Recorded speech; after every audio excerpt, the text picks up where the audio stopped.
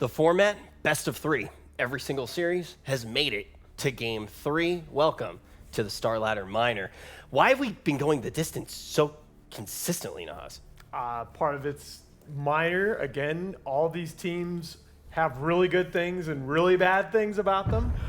New patch, and I think everybody's just trying things out. This was a game. ASD, I should have believed my own analysis watching him play against Mid One and Sumail at CQ and go blow for blow, because he was magnificent in lane in this game in a very, very difficult matchup against the Fada TA. He had no point, trailed in that lane. Unfortunately, the list of positives for Sirius begins and ends there.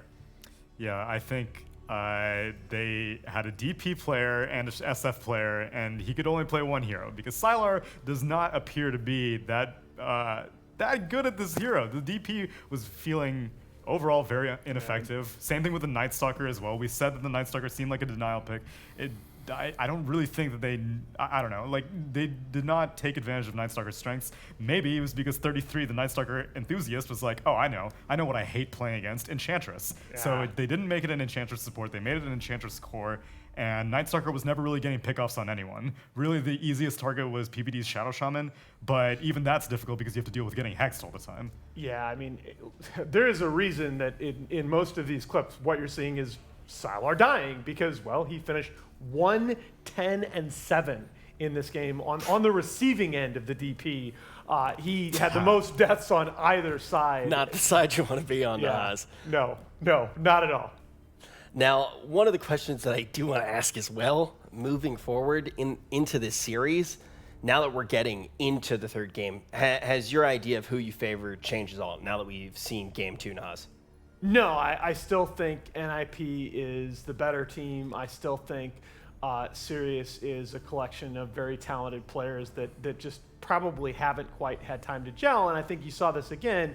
This is the first of two fights in which ASD, despite that really, really strong early game, looked like he had of real trouble making any kind of an impact in these late game fights. And part of that, of course, is because his other cores are really behind in the game, and he's getting focused, but still, NIP was just the better team in this game, period. Do you think that Sirius tried to set a trap by essentially having that deny pick, and they basically caught their own leg in the trap, though, Tsunami? Yeah, I think they may have overthought things. If it wasn't a denial pick and they legitimately did think that the Night Stalker was a good idea, NIP know how to deal with it. Like I said, 33 is the Night Stalker enthusiast. So if any team knows how to deal with a surprise Night Stalker, it's going to be NIP. So that strategy didn't pan out. And then whatever the idea was with this SF and DP combination, I guess in the mid-game, the theory was, okay, maybe you get SF's presence affects towers talent,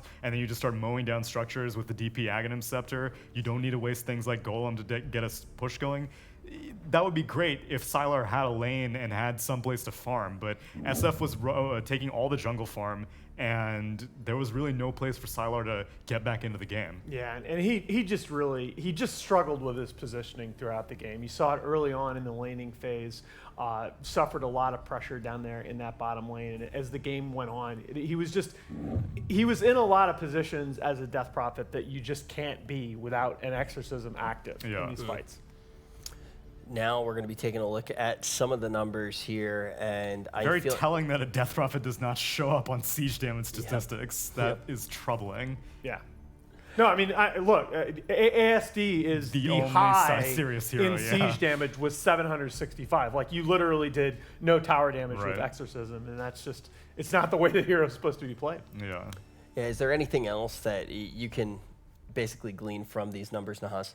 I think one of the things you see there is the 5-position Shadow Shaman still doing his job. I think you're going to see more and more of that as the patch goes on, that a lot of these squishier supports like the Shadow Shaman that had been predominantly run as 4s because they are somewhat item dependent. Think about Lion as well. You're going to see a lot more of those heroes dip to the 5-position because those 5-position supports are the ones that in relative terms are going to be so much more wealthy in 7.2.2 than they have been been in the last couple patches. Yeah, a patch or two ago, I would have thought it was ridiculous to send the Enchantress as the core and put a Shadow Shaman as a 5 position, but like you said, it seems to be a gentle transition in that way, which is kind of a little bit odd why I haven't seen like Bane very much, because Bane used to be one of those heroes that you would enjoy in that kind of being able to be relegated to a lower farm priority, but he hasn't been seen very much in this tournament at all.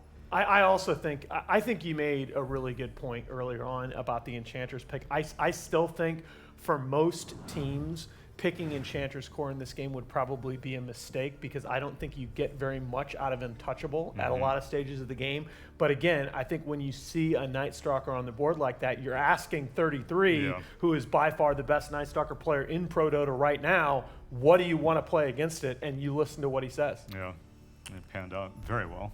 Now, we already talked about, in the second game, Sirius potentially having somewhat of a questionable pick by trying to have that deny. When we head into this third game, do you think it's enough for them to just try to go about playing their own Dota, or do you think they actually do need to be throwing these curveballs at NIP?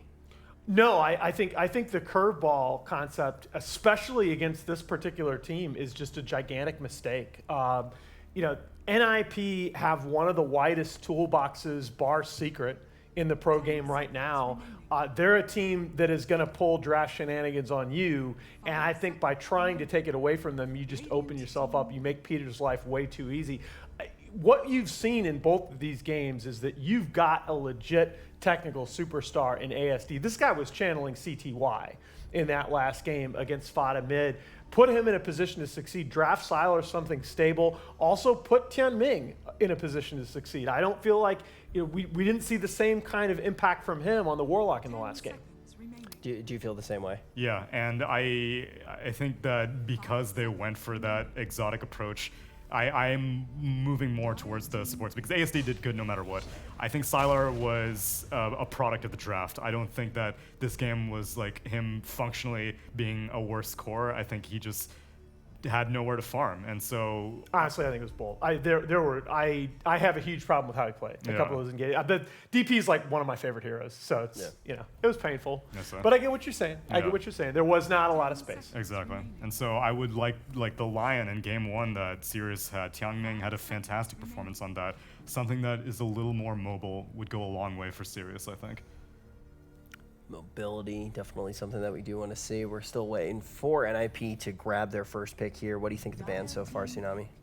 Leshrac obviously is going to continually get respected. They've banned out Nyx Assassin twice in the first phase, which is a little bit surprising to me, because it's not like NIP are going for Bat Riders that much, but Nyx is obviously a very strong hero, and they must know something about Sirius having a very, very strong Nyx player. You know, a hero that we have not seen at all in this tournament that both of these teams have run in the past is Nature's Prophet. Yeah, that's true, actually. I'm a little bit surprised that hero has just kind of gone completely by the wayside, while Chen, for example, is still getting first phase banned. Especially since flexibility is proving to be so valuable in these drafts, and you can first phase a Nature's Prophet, could be played anywhere from 3 to 5. 10 seconds remaining. Rubik, I don't believe we've seen it so far in this series, but relatively popular so far at the tournament. Yeah, Rubik's just one of those heroes that he will always be in the meta, because he's arguably one of the most fun supports in the game. Speak of the devil. There you go. I think this hero, first of all, it's regardless of which of the In brothers you're talking about, Inflame or Injuly, are both remarkable Nature's Prophet players. And again, the option to shift this hero back to the 4 to the 5 position role is just so huge. Wrath of Nature right now just deals way too much damage. If you look at these pro matches, even some 3 position Nature's Prophet matches at the pro level, Wrath of Nature is accounting for 50% of the hero's total damage output. It does so much. That's part of how the hero got buffed to try and bring him back into the meta. Let's slap a Grimstroke on there then. Let's get 2 of them rocking. Oh God, get me out. Saksa obviously. I don't think you get double Wrath of Nature. I hope No, not. if you single target it. If you minimap target it or ground target it, it doesn't work. But if you hero target but you can hero target it it. and I actually It's didn't know that. brutal. All right, good man. But yeah, How Saksa, does that work lore-wise? Radiant team back. Implying that there's logic to Dota. So the lore about Grimstroke, I don't know about the Soulbind, but you see the little ghost thing that flies out? Yeah. That silences people. That's his wife. Yeah, that's his wife. His dead wife. Wow. I know. That's pretty. And you know, if you don't kill her, she like rends you. It's pretty dark. Yeah. Can't imagine being married. So all right, Rich. you can't imagine being soul bound. I mean, to someone. my wife would never. Oh. Wait. Quick, Rich, check the chat. Maybe she's in there. Taking a look at the draft right now, how do we feel about how this all rounding out thus far? We're moving away from what we saw in that first game. In the second game when Sirius was really trying to throw curveballs. They have much more comfort right now. I think the big thing, this is one of the ththings I really like about NIP in drafting, because they have such incredible variety among their cores, particularly at the 1 and 3 positions. They're a team that doesn't have to fear showing both their supports in the first phase of the draft. So you can pick any other team. I start to get really nervous about showing an Abaddon and a Rubik so early. Okay. Okay. They're really letting 33 win these games, I think. But don't overlook, there is still some flex value to this Bristleback. Ace has played the Sirius safe lane in the past. Okay. Yeah. Yeah, it is almost probably 80-90% going to be a 33, but I mean, with a very targeted ban on Viper, then I wouldn't be surprised to see it in a higher farm priority. Yeah. It's just that Bristleback 1 always gives me a lot of pause because he has a lot of shortcomings. Even so, Right. I mean, they banned out both the breaks. Nyx Assassin and the Viper are both banned out. You can still have Silver Edge builders. Nature's Prophet is definitely one that was more than willing to go into a Silver Edge. well, that's part of the power of the Nature's Prophet. You can just build any item Whatever. he wants to. Yeah. You're seeing, in fact, that's part of the way some of these teams are itemizing Nature's Prophet is as a early spirit vessel builder, Right. as a counter to heroes like Morphling. Yeah, but against an Abaddon, then I think that he wouldn't even be that willing to do a Spirit Vessel this Yep. game. So Yep. I would be Agreed. perfectly okay with like a Silver Edge, or even like a Solar Crest or something. What Alright. is this lineup by NIP all in all trying to accomplish? I think they just want someone extremely difficult to kill, and Bristleback's going to fulfill that role either from the 3 position or the 1 position. So you have Abaddon with Mist Coils and Aphotic Shields to help buff him up. I would imagine that NIP will continue to build or continue to pick other heroes that can help enable a Bristleback. Like Ogre's not really that popular, but something like Bloodlust or like Kunkka's like Boat kind of thing. Anything that helps keep fights long is what Bristlebacks love. And the other nice thing about Bristleback, you just won a game against Team Sirius where Team Sirius showed real problems with their team fight positioning. And Bristleback, provided he's having a decent game, he makes positioning easier for everybody because you're just always fighting around. His orientation is just sort of always a guide. Now the AA comes out there as sort of a way to take some of that Bristleback tankiness away, but and the thing that we've been talking about, we've seen first phase even in several of these drafts in this tournament, is you pick Tri-lane. you're threatening a tri-lane. Right. And the Nature's Prophet is perfectly okay with 3 of his other teammates going into another lane because NP can handle a lane all by himself. So this is leading me to believe that it's going to be pretty confidently an in July NP. So we were talking earlier about how we expected to see a lot more tri-lane action, especially with the changes to Tome. Nahaz, have you been seeing as much tri-lane as you expected? I don't think we've seen as many tri-lanes as we did at Birmingham so far, but we saw enough of it yesterday that I think I just thought that was going to be a thing in this patch period. And it's one of those things. There's something about this time of year going into TI where the old strategies tend to come back, even if it's just teams trying them out.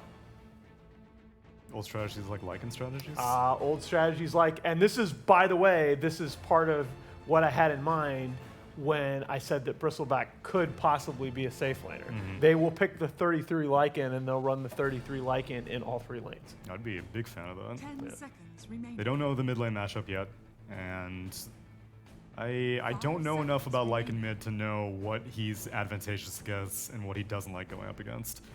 I would imagine the majority of ranged heroes are probably an issue for him, but if they wanted to go for something like a DP, I think Lycan does pretty fine against a DP.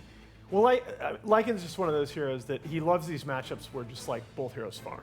Yeah, Right? I mean, right. generally, a lot of drafts where I see Lycan end up mid, it's kind of just an even trade mid, and you're banking on winning the side lanes.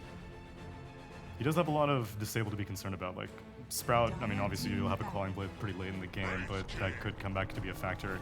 And now there are 3 stuns. Okay. Wraith King with his setup for Cold Feet, or Sand King with his setup for Cold Feet. And I just, again, I like this a lot better based on exactly the point that you made a few moments ago, and that's when you see a Bristleback on the other side, you got to make sure that you're ready for these just long, drawn-out engagements. Wraith King is one of the heroes that really loves that. He's always going to have 2 chances. And I also like the fact here that this is clearly a utility one for Sylar. It has some scalability with farm, obviously benefits from items, but it is a hero that does like to fight, is not just going to be sitting there and hitting creeps.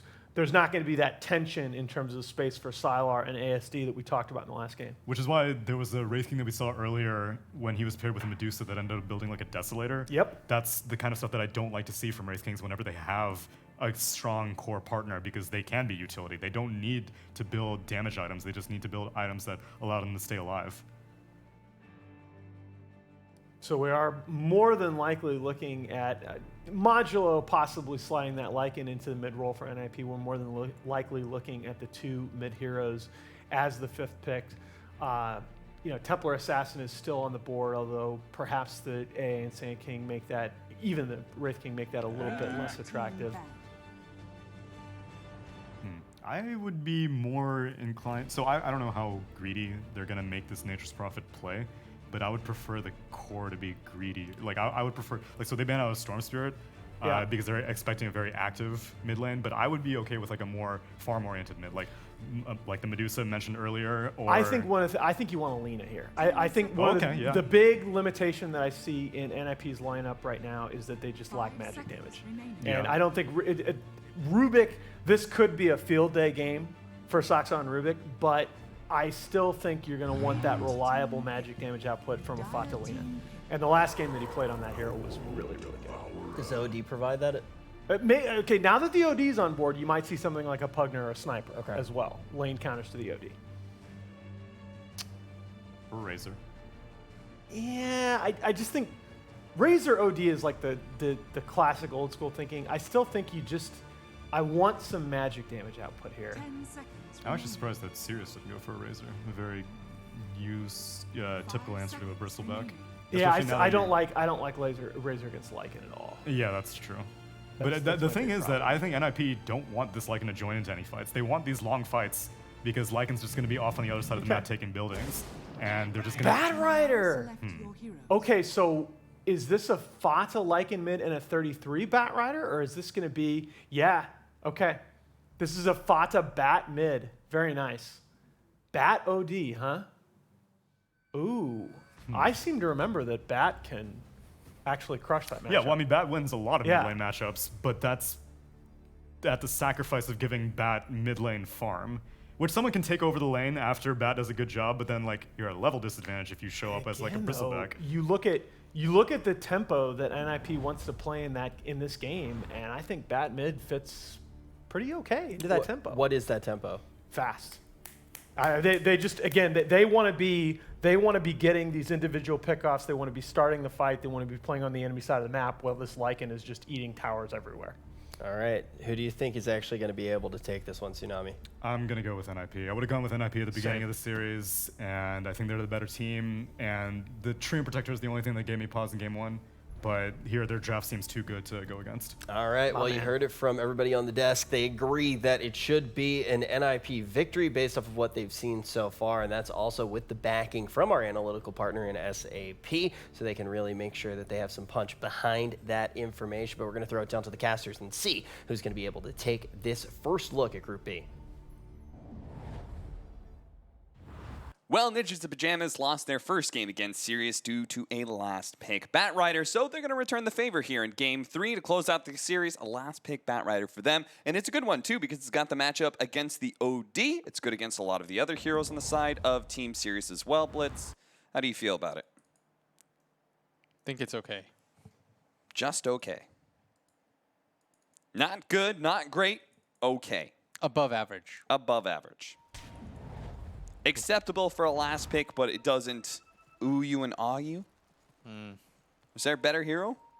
Was there something more you liked? Probably not, actually. What about the Lycan versus OD matchup? Because this, I remember we had conversations about this a long time ago. Lycan's great against OD. Yeah, and they picked OD into Lycan. Yeah. Why do you think that is? Probably because of the ABBA plus Bristle. Yeah. Probably thought that was too juicy. But the reason why we think that the Lycan's good against Batrider is Batrider hates fighting against like stuff on the ground. Like he hates summons. He hates OD hates OD stuff just on the hates ground. Yeah. having to deal with a lot to get to you. Yeah.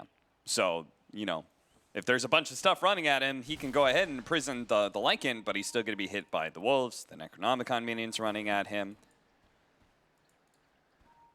And so we'll see how Team Sirius is able to do it. They have the Wraith King, which you said was the hero of the series last series, and maybe just becoming the hero of the tournament at this rate. Wraith King's 4-0 today. That's kind of insane. So Sylar's winning this game. Let me just throw that out there. All right, well, you heard us at the end of game 2. There's your proclamation from Blitz. You can go take a break, play some Dota yourself if you want to.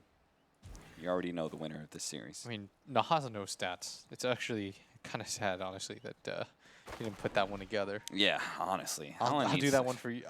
That's free info, guys. I got you. See, you could be a stats professor. That's all he does, right? Dude, it didn't lose a game. It's 4-0. It all makes sense. Bristleback Rubik lane against a Wraith King Ancient Apparition. I was a big fan of the Ancient Apparition when I saw it.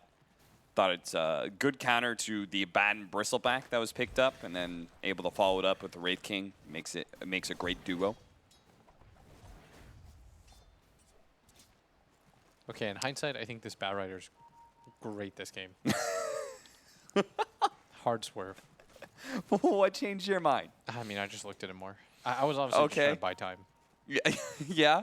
Because you're looking at the lineup, but like. You know, sometimes, William, here's what I do when I lose my train of thought or something. Yeah. Is that I listen to you, and I'll agree with you because I trust your judgment. So when I told you I thought it was a good Batrider game. What? Sorry? I hate you so much. Excuse me?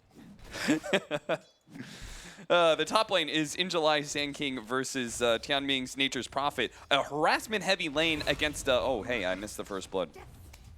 Good thing our observers catch that one.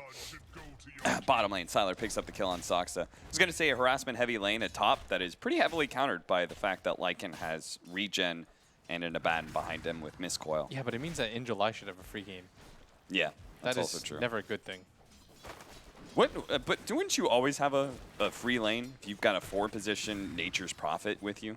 Yeah, but it's really nice playing. I think Sand King has a lot of value in this game. Mm.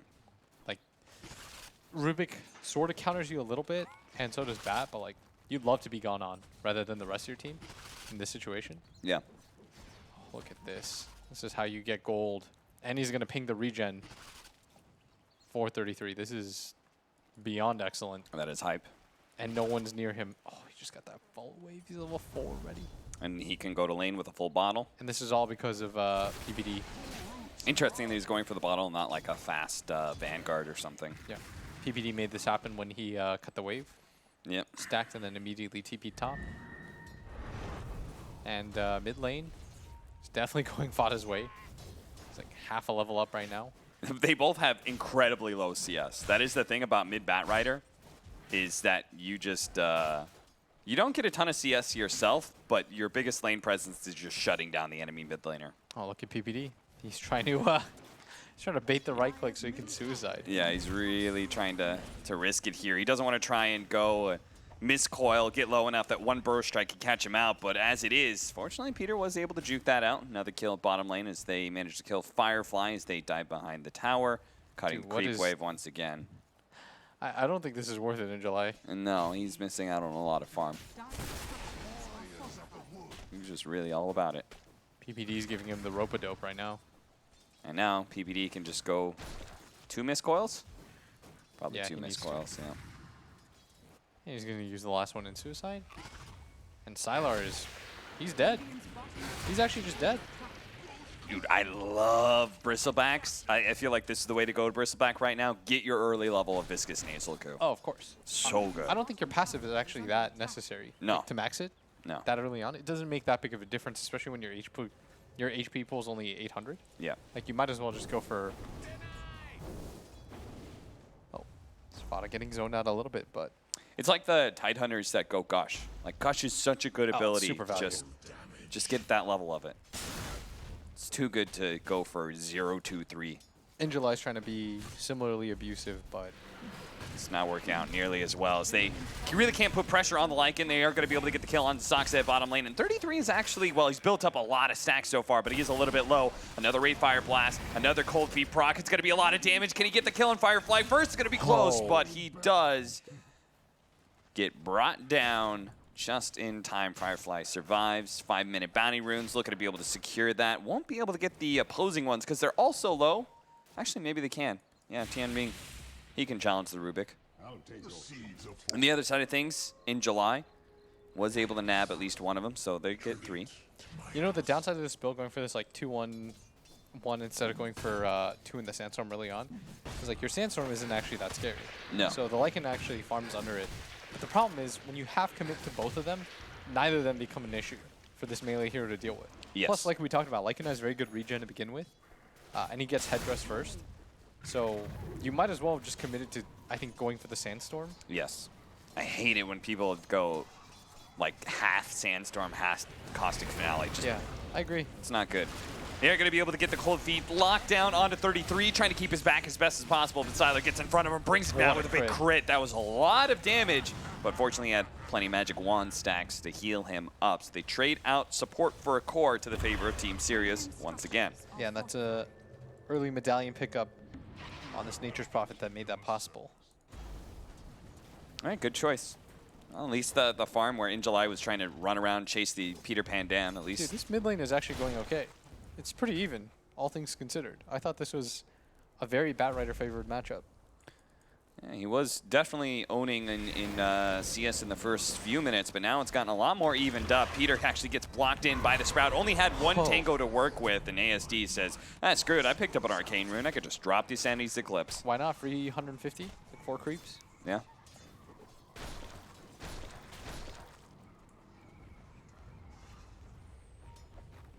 Well, top CS on the board right now is 33. And he's second in net worth, but everyone else from NIP has done well enough. In fact, the Batrider is 700 net worth behind ASD now after that one kill. Again, that mid Batrider, I can't emphasize this enough. You don't get that much farm for yourself. The biggest play is just shutting down the enemy mid laner. You need to be able to make plays like this. Really beautiful flame break. Gets enough distance that ASD almost kills himself on the Firefly. Oh, the Fate Bolt wasn't enough either. I thought Soxa had it for sure. I thought he did too. That is unfortunate. The downside, though, for Sirius is they can't punish that rotation. It's so hard to kill this Bristleback. Yeah. Like, they're not really getting trades for situations like this. But you can see how the Batrider versus OD matchup is supposed to potentially look. Yeah. Both heroes, though, very underfarmed.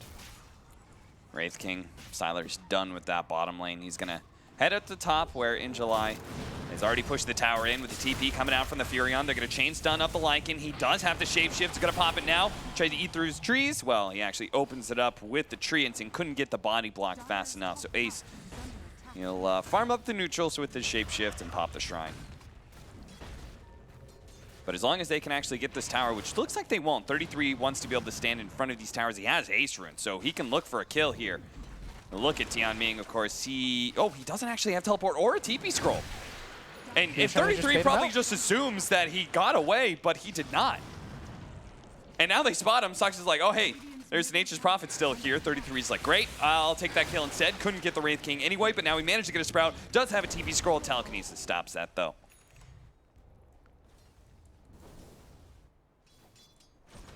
Cute plays all around.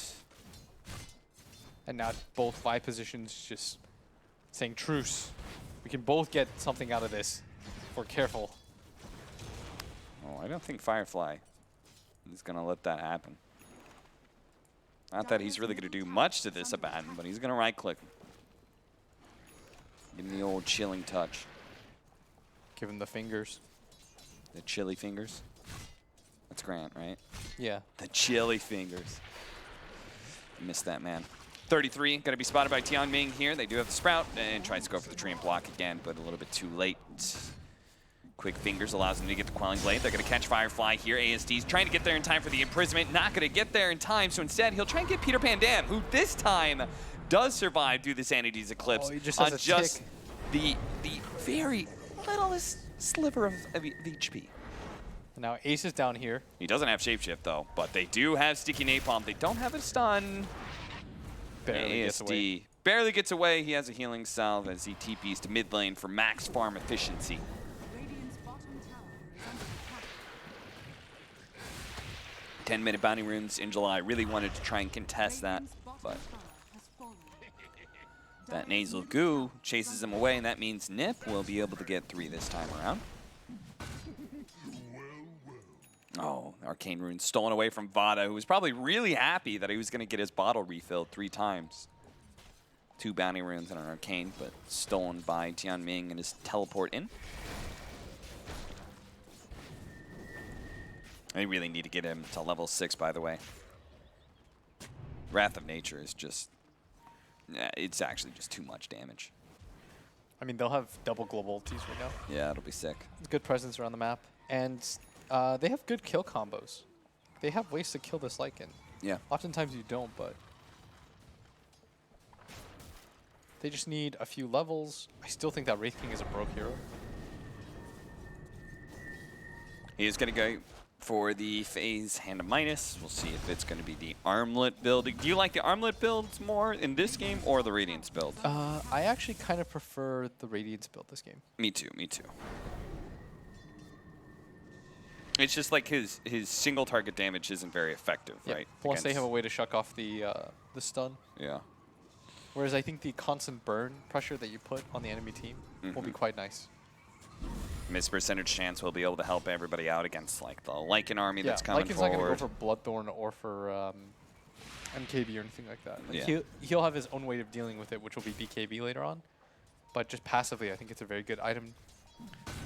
And he does have the Midas. So this is the time period where I feel like teams haven't been abusing the Wraith King. Yeah. Like they've just been allowing the Wraith King to Midas up, do his thing, farm up 3,800 gold, straight up go for a relic. It is hard to deny that though, if I'm honest. It feels very scary trying to stop that.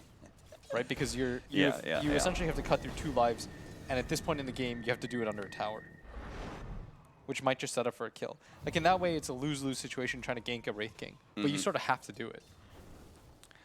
But I'll tell you, nothing feels better than the Hand of Midas against Helmet Dominator here, right? Oh, feels so good. So good. That gold. Ace lost his Hellbear. Another 10 seconds, he can pick up the Centaur instead. I thought it was nice that StarLadder was willing to rotate into mid lane to defend that tower. Yeah, I mean, he also saw the opportunity to get 200 gold for free. That's true, that's true. That wasn't like an entirely selfless move. I'm sure StarLadder's a lot happier with this game compared to the Death Prophet. Oh, it's 12 minutes in. Who's going to win, by the way, Blitz? Huh? Who's going to win? Sirius have won the game. Sirius have won the game. If you guys have stuff to do. For real, though, this game is pretty different, right? Yeah, I think this game is very even. It's a very even matchup.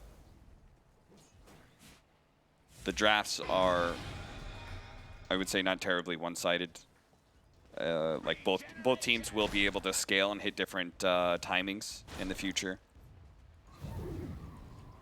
Still curious to see how this OD fares against the Lycan Batrider, but they have just caught the Bristleback. There's going to be mass rotation. Sox is going to be the first one in with Fade Bolt, as well as Peter with the Aphotic Shield. That nailed him. Sox actually does die to that one. And the boys barely have been clipped summoned. him in the side. And Peter, he's actually low enough that he doesn't actually have Borrow Time leveled up just yet. He's going to level it. Oh, no, he didn't level it fast enough. Actually, he did level it, I think, but he got burst down by 1 hit. Yeah, so now they're on the chase. Now they're going to be able to catch the Batrider. They're going to prison him. Tianming going to throw out the Sprout. just try and lock down this bat long enough to get that kill as well. That was a disaster. It really was. That global presence just blew Soxa up. Yeah. He got hit by Wrath of Nature, Ice Blast, just this 1-2 punch. It's hard to beat. Get the Helmet Dominator creep, actually bumps it out of the Sprout, but should be able to kill it with the help of ASD. He's trying to get to another creep so that he could dominate in time. But unfortunately will not be able to. They have a lot of ways to deal with this stuff, actually. Yeah. And in fact, they're going to turn for a second on the 33, but nothing actually doing there. So we just saw Sirius make an aggressive move, and I liked it because it didn't fit into like any specific timing, you know? Like some other teams probably would have waited for their Radiance. They would have said, oh, our OD needs to keep farming, but ASD's willing to get aggressive. And they're using the fact map. that they have his ulti. Shapeshift's gonna go down. Soxix and try and get close enough to be able to get initiation. In fact, Bada managed to get him with the lasso. Here comes the Ice Blast over the top, and it will finish off Peter Pan Dam, but the important kills have already gone the way of Ninjas to Pyjamas, who've gotten one core, a support, now looking for Angel Eyes, the secondary core. They do have vision of him. There's gonna be the cold feet on Ace, has to run himself out of that one, leave his wolves to do his bidding, as 33 will help him clean up the rest of Team Sirius. They had just won a big fight in top lane, and now Blues won a 4-1 exchange to the favor of Ninjas in Pyjamas. Lycan right now way too strong for them to deal with. Once he gets on top of that back line, it's impossible for